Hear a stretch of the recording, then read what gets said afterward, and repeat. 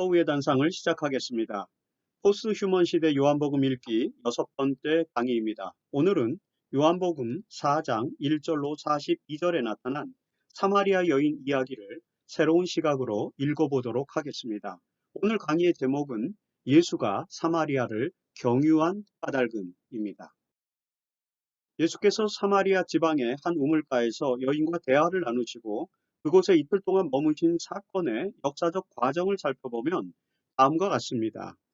예수의 생애 중 첫 번째 유월절 축제가 진행되던 서기 28년 봄에 예수께서는 성전을 정화시킨 후 예루살렘에 머물면서 백성들에게 표적을 보여주셨습니다.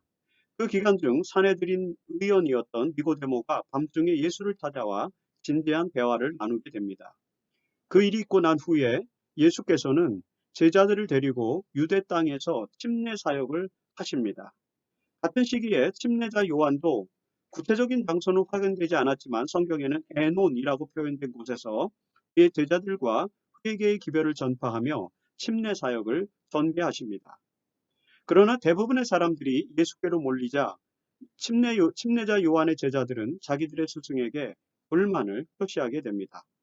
그러자 요한은 자신은 쇠하여야 하고 예수는 흥해야 한다고 증언합니다. 예수와 요한의 사이에 갈등이 생기자 예수께서는 유대를 떠나서 갈릴리로 돌아가시기로 결정하십니다. 이 여정에서 예수께서는 여리고를 경유해 요단강을 거슬러 올라가는 길이 아니라 사마리아를 경유해서 곧장 갈릴리로 가는 길을 택하셨습니다. 이 시기가 언제쯤인지 우리는 추론해 볼 수 있습니다. 요한복음 4장 35절에서 예수께서는 넉 달이 지나면 추수할 때가 이른다고 말씀하십니다. 당시 유대 사회에서는 추수기가 5월에서 6월경이므로 예수께서 유대를 떠나 사마리아에 들리신 때는 서기 29년 1월경임을 알 수 있는 것입니다. 그렇다면 예수께서 유대에서 사역을 하신 기간은 약 10개월, 즉 28년 3월에서 4월경부터 시작해서 29년 1월경까지 약 10개월 정도였던 것으로 계산할 수 있습니다. 이 긴 기간 동안 예수께서 많은 사역을 하셨을 것이지만 복음서에는 그 기록이 나타나지 않고 있습니다. 물론 외경서에는 그 내용이 나타나는 몇몇 내용들이 있습니다. 요한행정과 같은 곳에 있습니다.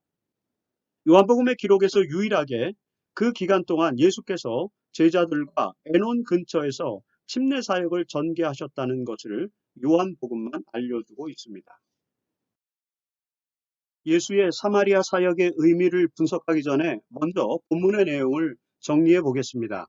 예수께서는 갈릴리로 돌아갈 때 사마리아를 경유하기로 계획했습니다. 사마리아의 수가라고 하는 동네에 이르자 예수는 거기 있었던 야곱의 우물가에서 잠시 휴식을 취하십니다.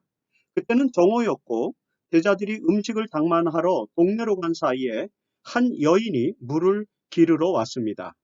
예수는 그 여인에게 물을 좀 달라고 요청합니다. 유대인과 사마리아 사람들은 서로 말을 섞지 않는 풍습이 있었기 때문에 그 여인은 의아해하면서 예수와 대화를 하게 됩니다. 예수는 그녀에게 생수를 주겠다고 제안하고 인생의 갈증을 안고 살아가고 있던 그 여인은 영원히 목마르지 않을 생수를 달라고 요청합니다. 예수께서는 그 여인에게 남편을 데려오라고 요구했고 그 여인은 남편이 없다고 대답합니다.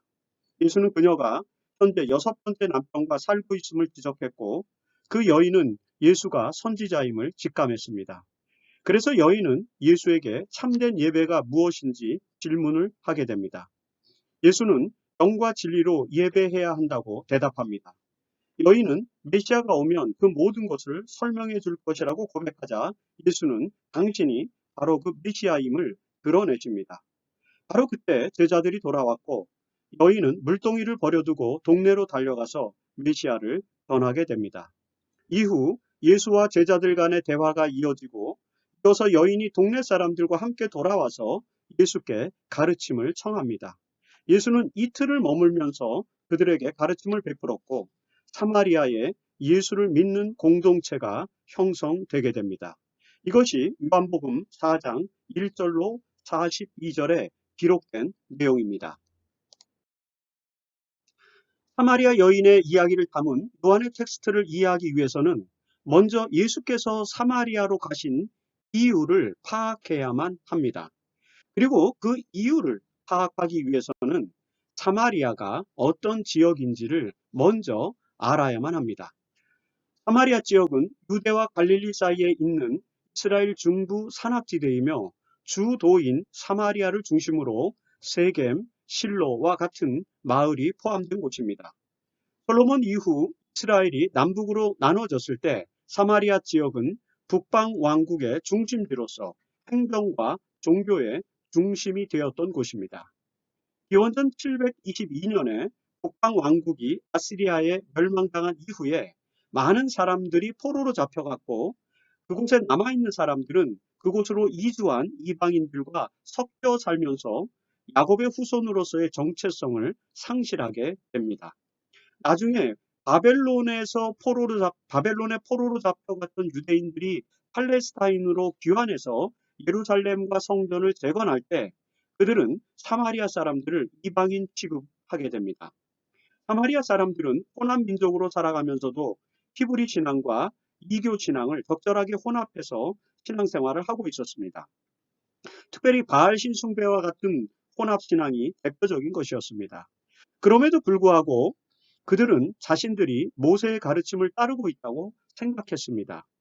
예루살렘을 중심으로 한 유대인들은 이런 사마리아인들의 혼합된 종교를 받아들일 수가 없었습니다.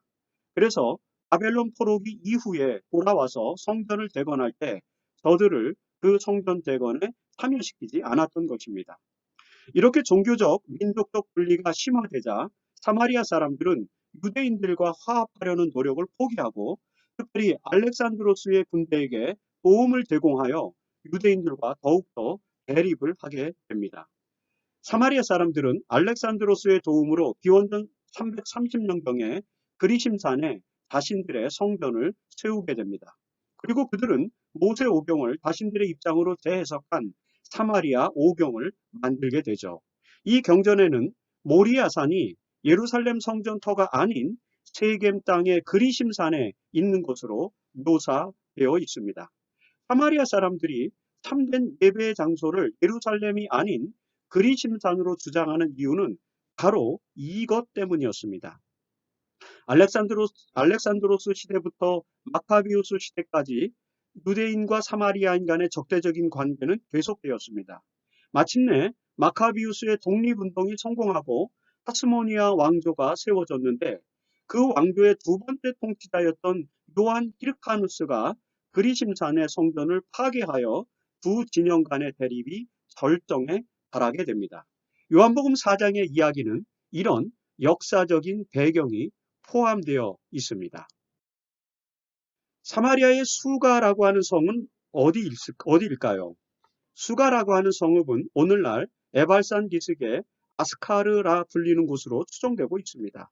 이것은 고대 세겜으로 에발산과 그리심산이 있고 야곱의 우물이 있던 곳입니다.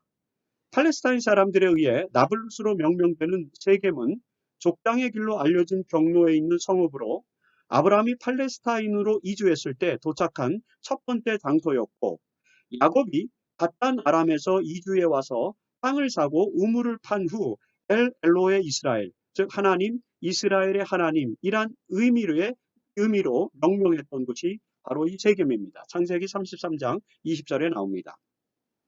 이곳은 출애굽 이후에 가나안 땅에 들어와서 첫 번째 집회를 연 곳이었으며 요셉의 시신이 장사된 곳이기도 했습니다.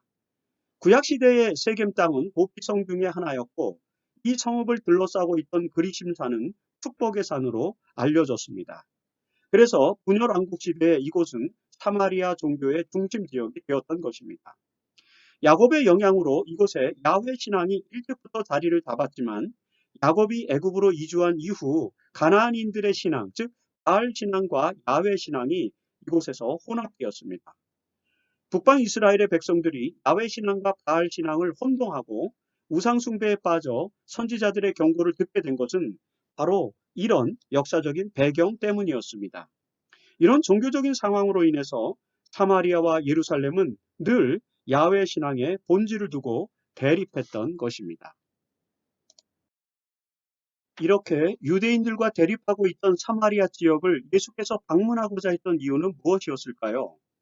요한은 예수께서 확고한 계획을 가지고 그 지역을 방문하신 것으로 기록하고 있습니다. 복음서에는 예수께서 갈릴리와 유대 지역 이외에서 활동하신 사례는 거의 등장하지 않고 있습니다. 복음서의 저자 중에서 마가만이 예수께서 제자들을 데리고 두로와 시돈과 데가볼리 그리고 가이사라 빌립보와 같은 지역에서 간단한 사역을 하신 것으로 기록합니다. 누가는 예수께서 제자들과 함께 예루살렘으로 가는 여정에서 사마리아를 들리려고 했지만 주민들의 반대로 무산된 사건을 기록하고 있으며 사마리아 지역 주변에서 10명의 문둥병자를 고치신 사건, 그 중에서 사마리아 사람인 한 명의 문둥병자만 돌아와서 감사했다는 사건을 기록하고 있을 뿐입니다. 이 외의 기록은 나타나지 않고 있습니다. 그러나 요한은 예수께서 사마리아에서 행하신 사역을 기록하고 있습니다. 특별히 이 기록에서 주목해야 할 것은 유대인들에게 적대적이었던 사마리아 사람들이 이 여인의 증언을 듣고 예수를 찾아와 이틀 동안 말씀을 들은 후에 메시아 되신 예수를 믿게 되었다는 내용이 기록되어져 있다는 것입니다. 즉 사마리아의 예수 공동체, 교회사적으로 표현하면 사마리아 교회가 만들어진 것입니다. 이런 결과를 놓고 볼 때 예수께서 사마리아를 경유하고자 했던 이유가 그곳에 신앙 공동체를 세우기 위함이었다는 것을 알 수 있습니다. 이것은 하나의 표면적인 이유로 설명될 수 있고 그리고 더 구체적인 이유, 까닭은 마지막 결론에서 포스트 휴먼 시대 읽기의 방식으로 설명을 드리도록 하겠습니다. 예수의 사역으로 갈릴리와 유대와 사마리아의 예수 공동체가 세워졌습니다. 예수의 부활 이후에 사마리아에 세워진 예수 공동체는 나중에 빌립에 의해서 더욱더 공고해지게 되죠. 요한이 다른 복음서의 저자들과 달리 사마리아 지역에 예수 공동체가 세워졌음을 강조한 이유는 그의 저술 의도와 관련이 있음에 틀림없습니다. 즉 사마리아 사람들도 예수의 메시아 되심을 고백했다는 것을 드러내기 위함이었을 것입니다. 요한복음 12장 20절로 23절에서 보면 마지막 6월절에 헬라인 몇 사람이 예수를 찾아온 사건이 기록되어 있습니다. 이 사건을 유일하게 기록한 요한은 예수께서 인자가 영광을 받을 때가 왔도다라고 선언하셨다고 언급하고 있습니다. 아마도 요한은 온 유대를 넘어서 사마리아와 헬라와 땅끝까지 예수의 메시아 되심이 인정되고 있음을 강조하기 위해서 이런 내용들을 다른 복음서에 기록되지 않은 내용들을 기록하고자 했던 것 같습니다. 이것이 바로 예수께서 사마리아를 경유하신 이유와 요한이 그 내용을 선별해서 기록한 이유였다고 생각해 볼 수 있습니다. 사마리아 지역의 한 성읍이었던 수가에 있던 야곱의 우물가에서 만난 여인은 어떤 인물이었을까요? 대부분의 독자들은 그녀가 마을에서 평판이 좋지 않은 여인이었고 그래서 사람들이 없는 한낮에 물을 기르러 나왔다고 이해합니다. 그녀에 대한 이런 평가는 오랜 역사를 통해 전승된 기독교적 이해에서 기인한 것입니다. 그녀가 남편이 5이나 있었고 현재 6번째 남편도 엄밀한 의미에서 남편이 아니라고 지적한 예수의 말씀에서 이 여인은 다소 문란한 삶을 살고 있던 것으로 이해됩니다. 그러나 그녀가 예수와 나누는 대화의 내용과 그녀의 행동을 보면 그런 부정적인 평가를 뛰어넘는 무언가가 있음을 짐작할 수 있습니다. 니고데모와 달리 이 여인의 이름을 우리는 알 수 없습니다. 나중에 교회 전승에서 그녀의 이름이 포티나로 등장을 합니다. 세인트 포티나, 성 포티나로 등장을 하는데 여기서 포티나라고 하는 이름은 빛을 가져온 사람이라는 뜻입니다. 사마리아의 예수 그리스도께서 메시아 되심을 알려주고 빛 대신 예수 그리스도를 소개한 여인이다라는 뜻으로 이름을 포티나, 성녀 포티나로 이름 붙여진 것 같습니다. 동방 정교회는 야곱의 우물이 있던 곳으로 알려진 나블루스시 근교에 그녀를 위한 성당을 짓고 수도원을 만들었습니다. 이 여인은 생수뿐만 아니라 참된 예배에 대한 깊은 관심을 가지고 있었고 예수를 선지자로 알아볼 만큼 영적인 안목을 가지고 있었습니다. 그리고 예수가 메시아 되심을 확인하자 마을 사람들에게 예수를 증거하는 증인이 되었습니다.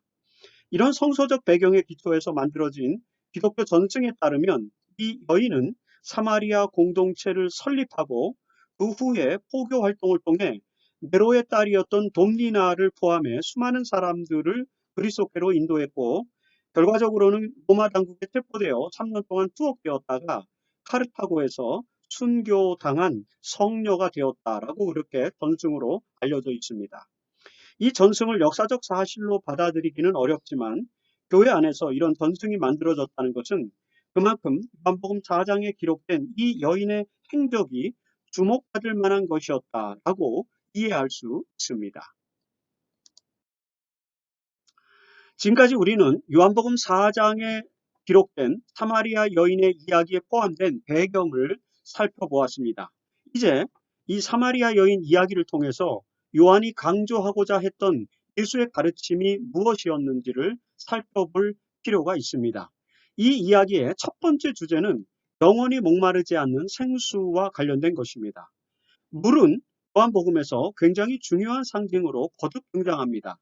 이미 살펴본 것처럼 침례자 요한의 이야기에서 물은 회개의 침례를 상징하며, 갈릴리 가나의 혼인잔치에서 물은 더 나은 것, 즉 포도주와 같은 더 나은 것을 예비한 전조를 상징했습니다. 요한복음 4장에서 물은 영혼의 갈증을 상징하고 있습니다. 대부분의 여인들은 가족을 위해 날마다 야곱의 우물에서 물을 길어야만 했습니다. 이 사마리아 여인은 뜨거운 한낮에 물을 기르러 나와야만 했습니다. 매일 물을 길어다 날라도 해결되지 않는 영혼의 갈증은 그녀의 삶을 우울하게 만들었을 것입니다. 그러나 그런 그녀의 삶에 예수가 등장합니다. 예수는 그녀에게 영혼의 갈증을 해결할 수 있는 생수에 대해서 소개를 합니다.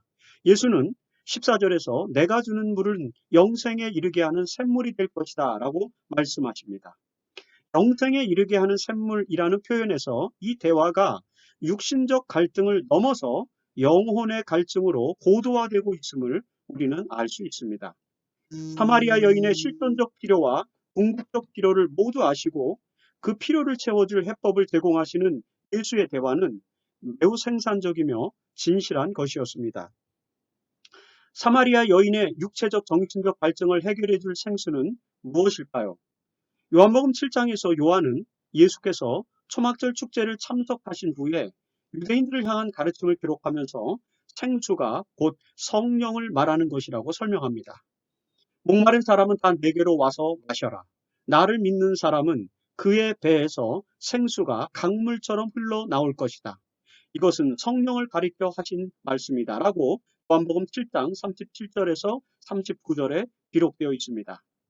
하나님의 전에서 축복의 물이 흘러넘치는 장면을 기록한 에스겔서 47장을 연상시키는 이 말씀은 생수가 곧 성령을 상징하고 있음을 알게 해줍니다. 요한은 물과 성령의 침례, 물과 포도주의 변화, 육에서 영으로 다시 태어남 등의 모티프를 활용해서 예수의 메시아 사역의 이중적 의미를 강조하고 있습니다. 이런 일련의 과정을 토대로 볼 때 우물물과 생수, 즉 물과 성령의 유비를 다시 한번 제시함으로써 인간의 실존적 필요와 그 너머에 있는 궁극적 필요에 대한 해답을 제공해주고 있는 것으로 이해할 수 있습니다. 사마리아 여인의 갈급함은 육신적인 것에서 영적인 것으로 승화되고 있으며, 예수께서는 생수, 즉 성령을 통해서 그녀의 실존적인 필요와 그 너머에 있는 궁극적 필요, 즉 영혼의 갈급함을 해결해주고 있다라고 볼 수 있습니다. 바로 이 지점에서 사마리아 여인 이야기에서 나타난 두 번째 주제가 자연스럽게 등장합니다. 그것은 바로 참된 예배에 관한 것입니다. 요한복음 4장에서 요한은 사마리아 여인의 위상을 높여주고 있습니다. 예수는 생수와 관련된 대화를 이끄시면서 그가 메시아이심을 드러내었고, 사마리아 여인은 그가 야곱보다는 훨씬 더 큰 예언자라는 인식을 갖게 되었습니다. 여기서도 요한은 예수께서 당신이 메시아라는 사실을 공개적으로 드러내었다고 기록하고 있습니다. 그리고 그분의 메시아 되심은 니고데모와 같은 종교 지도자이든 사마리아 여인과 같은 소외된 사람이든 상관없이 누구나 다 알 수 있으며, 예수는 믿는 모든 사람들의 메시아 되심을 강조하고 있습니다. 이 이야기에서 놀라운 점은 예수의 선지자성을 깨달은 사마리아 여자가 참된 예배에 대해서 질문을 하고 있다는 것입니다. 사마리아 여인은 왜 갑자기 예배에 대한 질문을 하고 있을까요? 그것은 사마리아 사람들이 기다리던 메시아 사상을 알면 이해할 수 있습니다. 사마리아 사람들의 메시아관은 유대인들이 고대하던 메시아와는 달랐습니다. 유대인들은 토라와 그 토라를 해석한 미드라시, 그리고 유대 후기 묵시문학 등을 토대로 해서 이스라엘을 민족적으로 구원할 정치적인 메시아를 고대했습니다. 이런 메시아를 고대하던 유대인들은 예수에게 끊임없이 이런 메시아성을 요구하였었습니다. 그러나 사마리아 사람들은 그런 메시아를 기다리지 않았습니다. 그들은 사마리아 오경만을 종교적 경전으로 받아들이고 있었기 때문에 정치적 메시아와 같은 사상이 없었습니다. 대신에 그들은 메시아를 신명기 18장 15절로 18절에 예언된 모세와 같은 선지자로 이해합니다. 따라서 사마리아 사람들은 모세와 같은 선지자, 즉 메시아가 오면 야훼 신앙을 확립한 모세와 같이 참된 예배를 가르치고 개혁할 것이라고 믿고 있었습니다. 바로 이런 믿음을 고려할 때 사마리아 여인이 예수에게 선생님은 선지자이십니다 라고 고백한 것과 그리심산과 예루살렘 등 어디서 드리는 예배가 참된 예배인지를 물었던 이유를 우리는 분명하게 이해하게 되는 것입니다. 예수를 그 선지자, 즉 모세가 예언했던 그 선지자로 인식하기 시작한 사마리아 여인은 그의 메시아성을 확인하기 위해서 메시아가 가르쳐줄 참된 예배에 대해서 질문을 한 것입니다. 마치 니고데모가 예수가 메시아라고 하는 사실을 깨닫고 난 후에 그에게로 다가와서 하나님의 나라가 이제 올 것입니까? 라고 그의 관심사를 질문했던 것과 비슷한 유형의 내용이라고 우리는 생각해 볼 수 있습니다. 이 참된 예배에 대한 질문에 대해서 예수는 영과 진리로 예배할 때가 왔다고 대답하고 있습니다.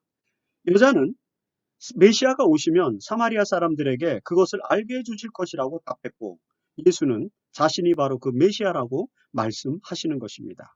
이 말씀이 마치신 후에 제자들이 돌아왔고 사마리아 여인은 이분이 메시아가 틀림없고 참된 예배에 대해서 나에게 증언해 주었기 때문에 메시아임이 틀림없다는 사실을 깨닫고 지체 없이 마을로 내려가 사람들에게 예수가 메시아라고 증언하였습니다.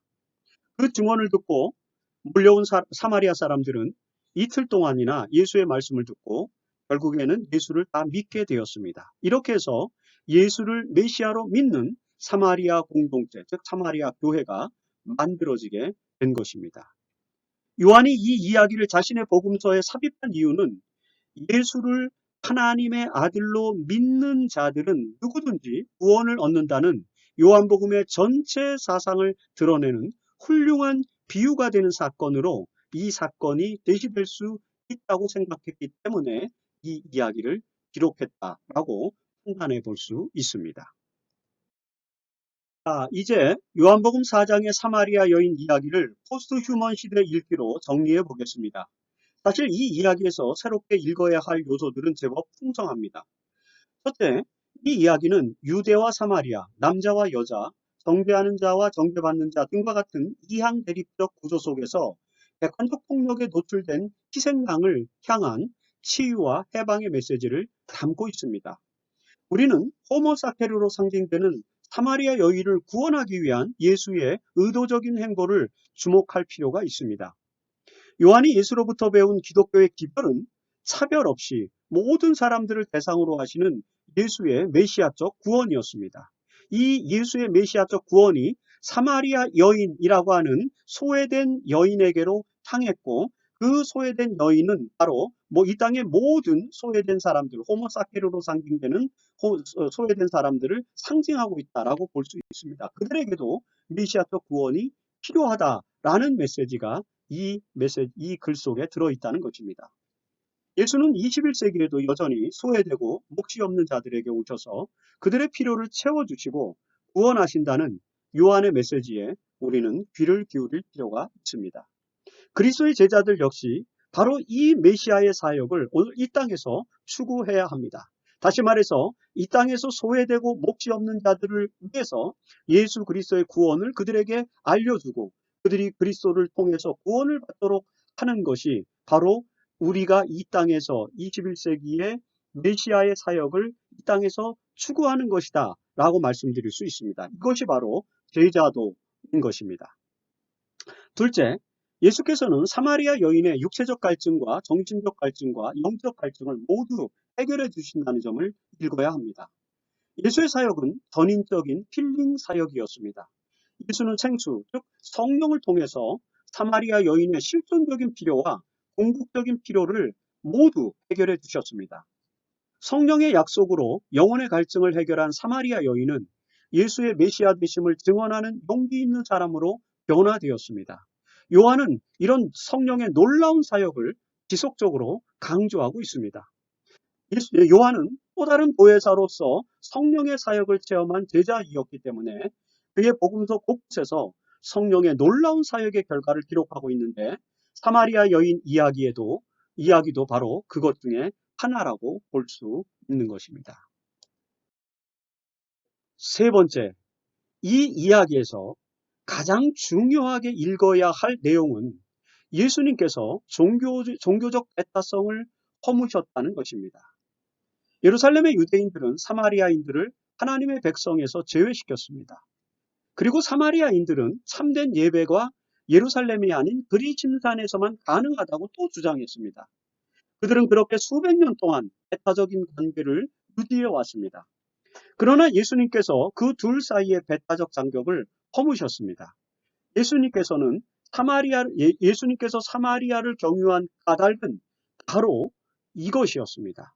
예수님은 유대교의 예루살렘도 사마리아 종교의 그리심산도 절대적이고 배타적인 예배의 장소가 아니라고 설명하시는 것입니다. 하나님은 영이시기 때문에 참된 예배는 장소에 제한되지 않고 영과 진리 안에서 이루어지는 것입니다.